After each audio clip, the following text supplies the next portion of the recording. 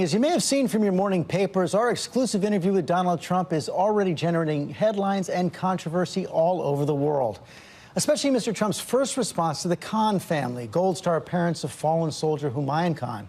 Watch the whole exchange. Form your own judgments.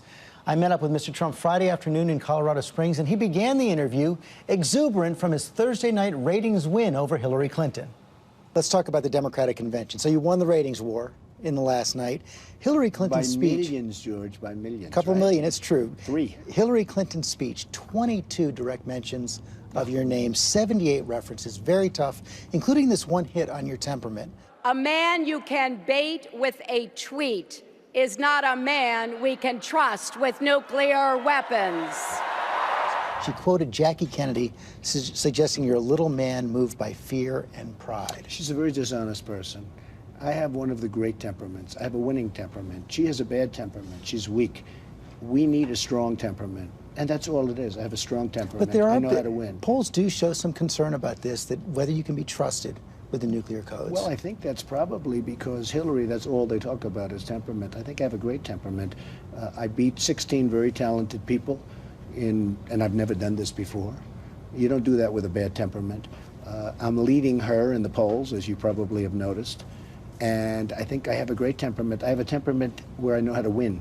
She doesn't know how to win. She's not a winner. She doesn't know how to win. Honestly, she lies a lot, and she should tell the truth. I honestly believe if she told the truth, because she made some reference to my campaigning, I've had a flawless campaign. You'll be writing books about this campaign, and yet she's criticizing my campaign. Now, her campaign, she couldn't beat Bernie. Okay? Well, she did beat him. Well, barely. And there's questions even about that. But barely. And if you look at what's going on in terms of unity, the Bernie people are angry. They're angry. He was angry. What was amazing to me is when she was talking about Bernie last night, the camera was on him, and he was angry. It almost looks like he has buyer's remorse, like he shouldn't have made the deal. Let's talk about Russia. You made a lot of headlines with Russia this week. What exactly is your relationship with Vladimir Putin? I have no relationship with Putin. I have no relationship with Putin. But if you have no relationship with Putin, then why did you say in 2013, I do have a relationship? In 2014, I spoke... Because he has said nice things about me over the years. I remember years ago, he said something, many years ago, he said something very nice about me. I said something good about him when Larry King was on. This was a long time ago. And I said, he is a tough cookie, or something to that effect. He said something nice about me. This has been going on. We did 60 Minutes together. By the way, not together, meaning he was probably shot in Moscow. Well, he was in Moscow, you were in New York. But that's the thing. No, just so you understand. He said very nice things about me, but I have no relationship with him. I don't. Yet you said for 3 years, 13, 14, and 15, that you did have a relationship with him. No, look, what do you call a relationship? I mean, he treats me with great respect. I have no relationship with Putin. I don't think I've ever met him. I never met him. I don't think I've ever met him. You would know it if you did, wouldn't you? I think so. Yeah, I think so. So I don't think I've ever met him. I mean, if he's in the same room or something, but I don't think so. Never spoken to him on the phone? I've been in Moscow. I didn't meet him in Moscow. Where? Never spoken to him on the phone? I have never spoken to him on the phone, no. I've spoken, when we had the Miss Universe contest a number of years ago, we had Miss Universe in Moscow, in the Moscow area. He was invited. He wanted to come. He wasn't able to come. That would have been a time when I would have met him. But I just want to clear this up, because you did say on 3 different occasions you had a relationship with him. Now you say there is none. Well, I don't know what it means by having a relationship. I mean, he was saying very good things about me, but I don't have a relationship with him. I didn't meet him. I haven't spent time with him. I didn't have dinner with him. I didn't go hiking with him. I don't know. I wouldn't know him from Adam, except I see his picture and I would know what he looks like. Vice President Biden told me this week that Vladimir Putin wants to beat Hillary. And Madeleine Albright said that your victory would be a gift to Putin. And what they're pointing to is things like your statements about conditioning our commitments to NATO allies, softening the GOP platform on Ukraine, even considering softening sanctions and recognizing Russian annexation of Crimea. They fear that that's going to hurt America and advance Russia's interests. They only fear one thing, losing the election. If our country got along with Russia, that would be a great thing.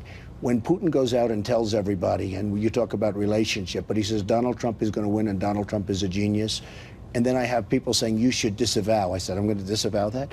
But when Putin says good things, and when we have a possibility of having a good relationship with Russia, I think that's good. By bowing to his annexation of Crimea, we're not going to be bowing to anybody. Hey, George, you know me pretty well. I don't bow, okay? I don't bow. But if we can have a good relationship with Russia, and if Russia would help us get rid of ISIS, frankly, as far as I'm concerned, you're talking about tremendous amounts of money and lives and everything else. That would be a positive thing, not a negative. Even if that means conditioning our commitments to NATO, as you said? No, because you're not going to do that. NATO is going to be just fine, but NATO countries, we have 28 countries, many of them are taking advantage of us because they're not paying. So we're protecting these countries and they're not paying. And when people leave that last part in, everybody agrees with me. I'm all in favor of NATO. I said NATO's obsolete. I was asked a question by one of your competitors, and I said NATO's obsolete because it's not taking care of terror. You understand that. And it turned out I was right. A lot of people gave me credit for that. Then, 3 months ago on the front page of the Wall Street Journal, they said NATO to develop a terror division. And somebody who's supposed to be very extraordinary is put in charge of it. That was all because of me. So I was right about that. I was also right about the fact that NATO, we're being taken advantage of by NATO countries. Totally advantage of. Why did you soften the GOP platform on Ukraine? I wasn't involved in that. Honestly, I was not involved. Yeah, I was not involved in that. I'd like to, I'd have to take a look at it, but I was not involved. Do you know what they did? They softened it, I heard, but I was not involved. They took away the part of the platform calling for provision of lethal weapons to Ukraine to defend themselves. Why is that a good idea? Look, you know, I have my own ideas. He's not going into Ukraine, okay? Just so you understand. He's not going to go into Ukraine. All right, you can mark it down, you can put it down, you can take it anywhere you want. Well, he's already there, isn't he? Okay, well, he's there in a certain way, but I'm not there. You have Obama there. And frankly, that whole part of the world is a mess under Obama, with all the strength that you're talking about and all of the power of NATO and all of this. In the meantime, he's going away. He takes Crimea. He's sort of, I mean... But you said you might recognize that. I'm going to take a look at it. But, you know, the people of Crimea, from what I've heard, would rather be with Russia than where they were. And you have to look at that also. Now, that was under, just so you understand, that was done under Obama's administration. And as far as Ukraine is concerned, it's a mess. And that's under the Obama's administration with his strong ties to NATO. So with all of these strong ties to NATO, Ukraine is a mess. Crimea has been taken. Don't blame Donald Trump for that. You've said and we'll do better, and yet we'll have a better relationship with Russia. And having a good relationship, maybe, and having a good relationship with Russia is a good thing, not a bad thing. You've said you have no investments in Russia, but do you owe any money to Russian individuals and institutions? No. None. The primary thing I did with Russia, I bought a house in Palm Beach at a bankruptcy. It was a bankrupt, you know, person. I bought it from the banks. I bought it for about $40 million. I sold it for $100 million to a Russian. That was probably 5 years ago, and that was primarily it. You partnered with Russians on the Soho Grand? Will I sell? Oh, many years ago. I don't think they're Russian. I think there were other people, but there were various partners. Will I sell condos to Russians on occasion? Probably. I mean, I do that. I have a lot of condos. I do that. But I have no relationship to Russia whatsoever. No debts? No debts. I have very little debt to anybody. I don't need debt. You know, it's very interesting. I'm so liquid. I don't need debt. And if I need debt, if I want debt, I can get it from banks in New York City very easily. You know where I'm going to take this next. Americans could be assured on that if they saw your tax returns. My tax returns are very simple. They're under a minor audit, routine audit, as they have been for many years. Every year I get audited. Now, I don't know if you get audited, but I have friends that are very wealthy that never have been audited. I say, do you get audited? I get audited every year. I'm under a routine audit, like routine, and I have been for years, every year. But there are several years that are no longer George, here's very audit. simple. Yeah, but they're all linked. It's called the link. It's very simple. If my audit's finished, that's great. Now, I have to tell you, I watched Mitt Romney 4 years ago. He waited till September to give him, just before the election. They made him look so bad. It was so unfair. I actually think he didn't lose because of the 47%. I think he lost because of a couple of really minor items in a tax return where he did nothing wrong. So it is unfair. But I will say, when I'm finished with the audit, I'll do it. Richard Nixon released his, even though his were under audit. Don't use Richard Nixon as necessarily the guide, okay? I mean, you know, it's an interesting person to use, but don't use it. Mike Bloomberg. Yeah. Very tough on you at the Democratic Convention. Trump says he wants to run the nation like he's running his business? God help us. Called you a con man, reckless, even seemed He doesn't know me well.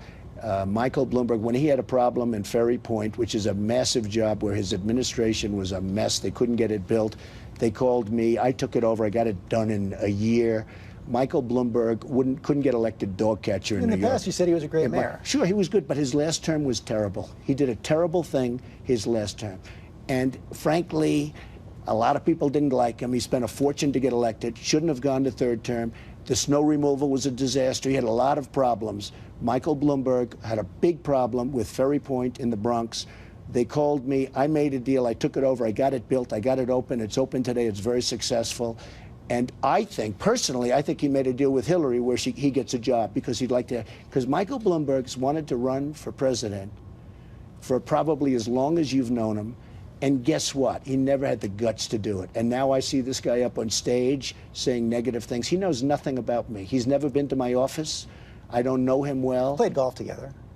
Maybe once. Here's what he hit you on in the speech. And I hit the ball a lot longer, a lot better. He hit you for hypocrisy in the speech, for selling products made overseas, gaming the visa system to hire foreign workers at low wages. And just this week, BuzzFeed reported that Mar-a-Lago is putting out applications for 78 more visas for foreign workers, even though the... Should I tell you about it? Mar-a-Lago is a very successful club in Palm Beach, Florida, the Mar-a-Lago Club. And during the season, it's very, very hard to get employees. The local employment agencies say they have more than 1,000 people we in their interview, database. and we have a lot of people. We come up with a lot of people. But it's very, very hard to get people in Palm Beach during the Palm Beach season. It's called the Palm Beach social season. And what we do is we sometimes have to bring people in. As far as product, our country doesn't make product anymore. You have other countries devalue their currencies. They make it impossible. You look at suits and ties and shirts. You look at steel. You look at so many different things. It's but one of the things, George, they make them in very small. 3% of our product is made in apparel, and much of the material comes from overseas. It's very, if you want to get a television today, I buy thousands of television sets. If I want to get a television, I would love to buy American-made televisions like they used to have, where they had GE and Sylvania and all of the different. Today it's Samsung, it's LG, it's Sony. We don't make televisions anymore. But There's so many. You're saying other American companies must come and create jobs here, but you're not willing to do it yourself. This is nothing new what you're saying. I talk about this during my speech. When I do ties, I bid them out and I go all over the place. You have companies over in different countries where they devalue their currency and they make it impossible for American companies to compete. The hat, Make America Great Again. I fought like crazy to find a company in this country that could make the hats.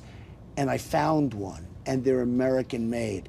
But it's because I knew the first thing people would do is, where is the hat made? Okay, Make America Great. But it is very, very hard for our companies to compete because other countries, and it's really the countries, other countries take advantage of us. Here are the numbers on the hiring of foreign workers. Since 2010, 300 U.S. applicants down in Mar-a-Lago, 17 hired, more than 500 visa applications. Well, you know what? I don't hire the people. But if you look at all of the other places in Palm Beach, they're all doing exactly the same thing. What do you think an American And you know why they're doing that? You know why they're doing that? Because you can't get people, George.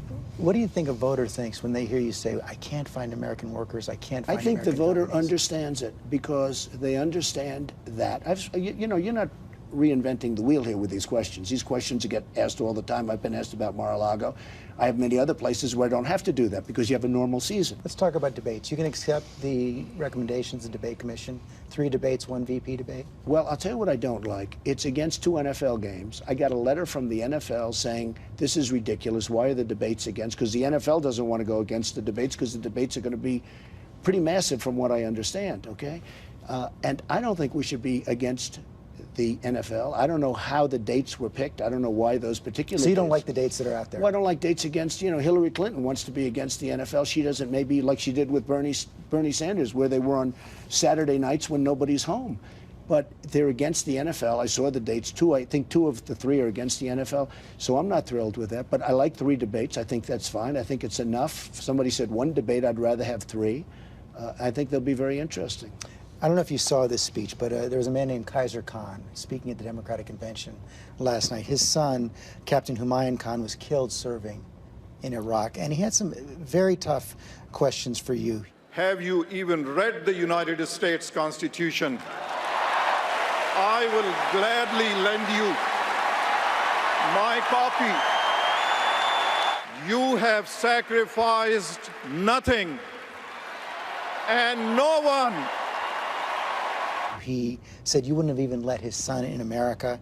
He doesn't know. He doesn't know that. I saw him. He was, you know, very emotional and probably looked like a nice guy to me. His wife, if you look at his wife, she was standing there. She had nothing to say. She probably, maybe she wasn't allowed to have anything to say. You tell me, but plenty of people have written that. She was extremely quiet, and it looked like she had nothing to say. A lot of people have said that. And personally, I watched him. I wish him the best of luck, George. What would you say to that father? Well, I'd say we've had a lot of problems with radical Islamic terrorism. That's what I'd say. We have a lot of problems where you look at San Bernardino, you look at Orlando, you look at the World Trade Center, you look at so many different things. You look at what happened to the priest over the weekend in Paris, where his throat was cut, 85-year-old beloved Catholic priest. You look at what happened in Nice, France, a couple of weeks ago. I'd say you got to take a look at that, because something's going on and it's not good. He said you have sacrificed nothing and no one. Well, that sounds, who wrote that? Did Hillary's scriptwriters write it? Because everybody that went out there, we also had John Allen, who failed with ISIS. I mean, he was a general, General Allen. He went out and he was ranting and raving, and then I read a report. He was in there for a number of months and he failed with ISIS. And he's telling me, you know. You saw Hillary say last night, you don't know more than the generals. Well, I'll tell you, the generals aren't doing so well right now. Now, I have a feeling it may be Obama's fault, but if you look at ISIS, General MacArthur and General Patton, they're spinning in their graves. The generals certainly aren't doing very well right now. And General Allen, after I saw he was on ranting and raving about me, who we never met, I checked up. Guess what? They weren't so happy with him. He didn't beat ISIS. He didn't beat ISIS. He didn't do even well with ISIS. How would you answer that, Father? What sacrifice have you made for your country? I think I've made a lot of sacrifices. I work very, very hard. I've created thousands and thousands of jobs, tens of thousands of jobs, built great structures. I've had tremendous success. I think those I've are done a lot. Sacrifices? Oh, sure, I think they're sacrifices. I think when I can employ thousands and thousands of people, take care of their education, take care of so many things, even in military. I mean, I was very responsible, along with a group of people, for getting the Vietnam Memorial built in downtown Manhattan, which to this day people thank me for. I raised, and I have raised, millions of dollars for the vets. I'm helping the vets a lot. I think my popularity with the vets is through the roof, far greater than hers. She's done nothing. All she's done is tell everybody that the vets are in good shape, they're fine, and they're not fine. People are waiting online for 7 days to see a doctor. She thinks it's fine. 100 days left. What's the number one thing you have to do? I think that I just want to continue to campaign the way I'm doing. I'm leaving here, I'm going to a speech. It's packed with thousands of people. They're making, in many cases, less money now, George, than they made 18 years ago. And they're working two jobs. They're working harder, they're older, and it's unfair. Our country's a mess, and that's why when she makes this speech, she doesn't talk about radical Islam. She doesn't talk about all of the problems that we have in this country, and even throughout the world, many of the problems she caused. I mean, she created ISIS with her stupidity and her really lack of knowledge, with her bad judgment. You know, Bernie Sanders said something about Hillary Clinton that was very interesting. He said she had bad judgment. Great words. Bad judgment. You know what? She has bad judgment. She has no instinct. Final question. You worried at all that the Democratic Convention is going to bounce her ahead of you in the polls? I don't know. I mean, look, I had a very big bounce. In fact, I think you even said it was one of the biggest bounces in 20 years. It's been a long time since somebody had a bounce like that. Look, I think the Republican convention was great, or I wouldn't have had the bounce that I had. As you said, I had 3 million people more than she had on the final night. She had a Thursday, I had a Thursday. She had a speech, I had a speech. I had 3 million people more than she did. And they had a lot of people. There were a lot of people. I think I had 30 million, they had 27 million. I think we're going to do very well in this election. Mr. Trump, thanks for your time. Thank you very much. As we said, that was on Friday, and overnight, the Trump campaign put out a statement responding to the controversy. Here's the statement. Captain Humayun Khan was a hero to our country, and we should honor all who have made the ultimate sacrifice to keep our country safe. While I feel deeply for the loss of his son, Mr. Khan, who has never met me, has no right to stand in front of millions of people and claim I have never read the Constitution, which is false, and say many other inaccurate things. Mr. Trump also put out a tweet this morning. He said that Captain Khan, killed 12 years ago, was a hero, but this is about radical Islamic terror and the weakness of our leaders to eradicate it. And one other note, the NFL has disputed a claim Mr. Trump made in the interview that the NFL wrote him a letter complaining about the presidential debate schedule. An NFL representative told us that was not true. And the Trump team responded to that overnight, saying that Trump was made aware of conflicting dates by a source close to the league.